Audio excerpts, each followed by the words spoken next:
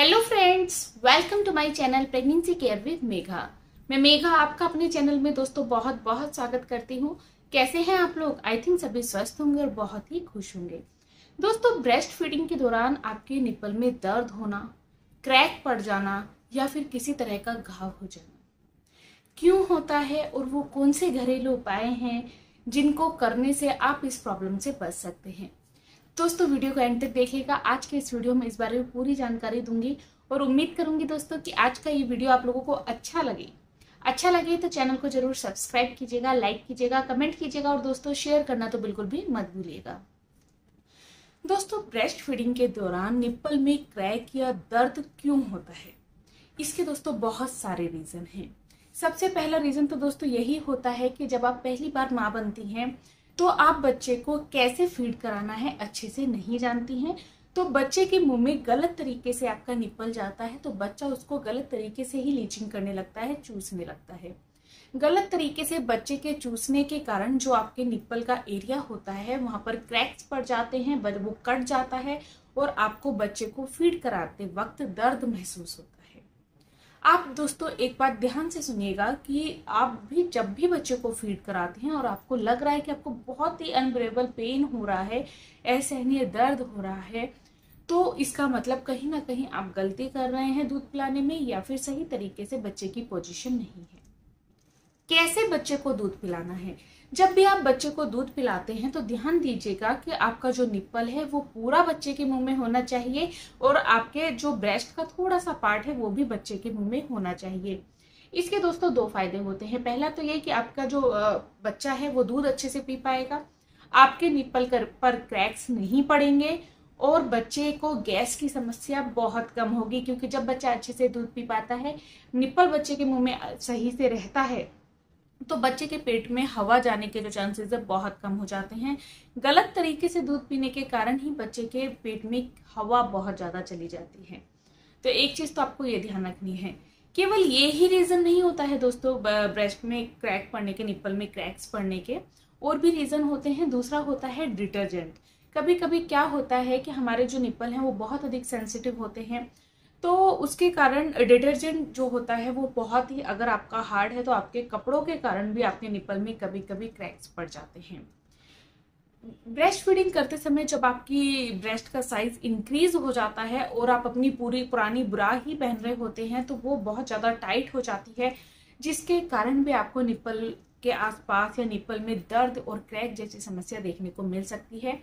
क्योंकि रिसर्च तक में पाया गया है कि अगर आप गलत साइज की ब्रा पहनते हैं तो वो आपके ब्रेस्ट में बहुत अधिक दर्द कर देती है, साथ ही साथ आपके निप्पल में भी बहुत अधिक दर्द हो जाता है।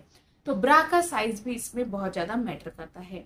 नेक्स्ट है दोस्तों कि जब भी आप नहाते हैं और आप जब सोप अपनी बॉडी पर इस्तेमाल करते हैं तो ब्रेस्ट का जो एरिया होता है उस पर आपको डायरेक्ट सोप अप्लाई नहीं करनी है। बहुत ही लाइट हल्का सा सोप लीजिए, तब आपको अच्छे से लगाकर नहाना है। बहुत ज्यादा हार्ड सोप का इस्तेमाल या बहुत ज्यादा बार बार सोप के इस्तेमाल से भी निप्पल का जो एरिया होता है उसमें क्रैक्स पड़ जाते हैं और वहां पर आपको दर्द महसूस होने लगता है। किसी तरह के ऑयल से, क्रीम से भी आपको इन्फेक्शन होने का जो खतरा है फैल सकता है। और कभी कभी क्या होता है दोस्तों कि ब्रेस्ट फीडिंग आप करा रहे हैं लेकिन उसके बाद भी आपको बहुत अधिक मिल्क सप्लाई हो रहा है, मिल्क बहुत अधिक बन रहा है, तो लगातार जब मिल्क बहुत अधिक बनता है तो वो रिसाव भी होता रहता है, तो वहां पर मिल्क बार बार जम जाता है।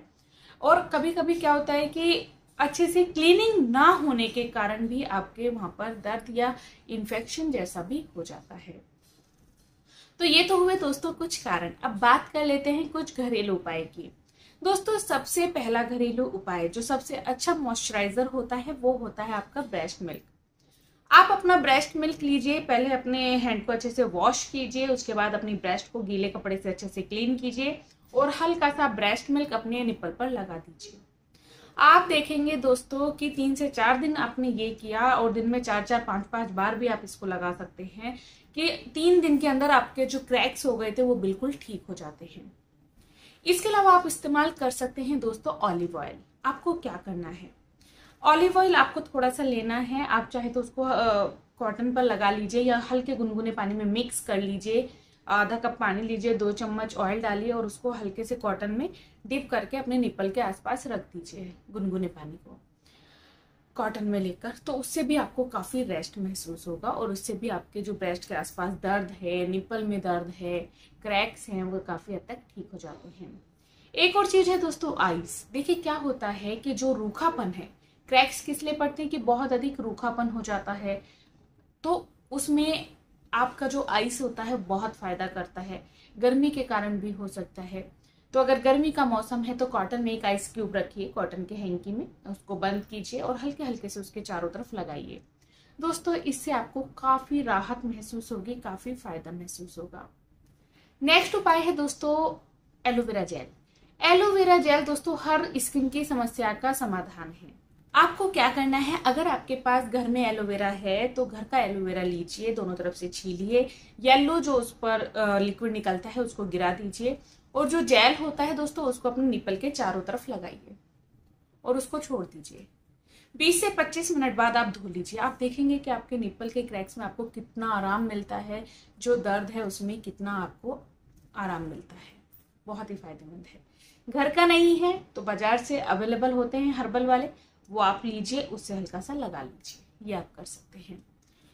इसके अलावा दोस्तों तुलसी का पत्ता। तुलसी का पत्ता दोस्तों गुणों से भरपूर होता है। आपको क्या करना है, 4 से 5 तुलसी के पत्ते लेने हैं, 1 चम्मच दोस्तों उसमें शहद मिला दीजिए, दोनों को अच्छे से मिक्स कीजिए। इस लेप को अपने ब्रेस्ट के निप्पल पर लगाइए, लगाकर 25 से 30 मिनट इसको छोड़ दीजिए और उसके बाद अच्छे ठंडे पानी से इसको धो लीजिए।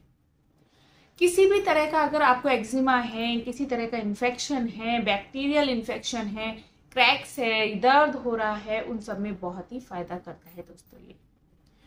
टी ट्री ऑयल अगर आपके पास अवेलेबल है तो आधा कप गुनगुने पानी में 3 से 4 बूंदे टी ट्री ऑयल के डालिए, कॉटन लीजिए, डिप कीजिए उसमें और निप्पल पर रख दीजिए। दोस्तों ये भी बहुत ही फायदा देता है, बहुत ही उपयोगी होता है इसके लिए। तो दोस्तों ये थे कुछ घरेलू उपाय। दोस्तों अब बात कर लेते हैं कुछ सावधानी की, कि हमेशा निप्पल पर हाथ धोकर ही हाथ लगाएं, क्योंकि क्या होता है कि हाथ में जो बैक्टीरिया होता है, जो इन्फेक्शन होने का डर होता है, हाथ की गंदगी भी निप्पल पर लगने के कारण आपके निप्पल में कभी कभी इन्फेक्शन हो जाता है। दूसरा मैंने बताया कि सही साइज की ब्रा पहनिए, उससे भी आपको काफ़ी आराम मिलेगा। तीसरा है कि जब भी आप बच्चे को दूध पिलाएं तो अपने निप्पल को सही तरीके से सही पोजीशन में बच्चे के मुंह में दीजिए, बच्चे के लिए भी फायदा होगा और आप लोगों के लिए भी फायदा ही होगा। जब भी आप नहाते हैं तो बहुत अधिक साबुन नहीं लगाना है, हल्का सा सोप हाथ में लीजिए और तब आप लगाइए, क्योंकि ब्रेस्ट के निप्पल हो चाहे आपका प्राइवेट पार्ट हो, कभी भी डायरेक्ट सोप का इस्तेमाल नहीं करना चाहिए, क्योंकि इसमें हार्ड केमिकल्स होते हैं। तो इस चीज़ को भी आप बहुत अधिक ध्यान रखिएगा। तो उम्मीद करूंगी दोस्तों कि आज का ये वीडियो आप लोगों को अच्छा लगे तो चैनल को जरूर सब्सक्राइब कीजिएगा, लाइक कीजिएगा, कमेंट कीजिएगा और शेयर करना दोस्तों बिल्कुल भी मत भूलिएगा। Thank you for watching pregnancy care with Megha. Thank you, नमस्कार।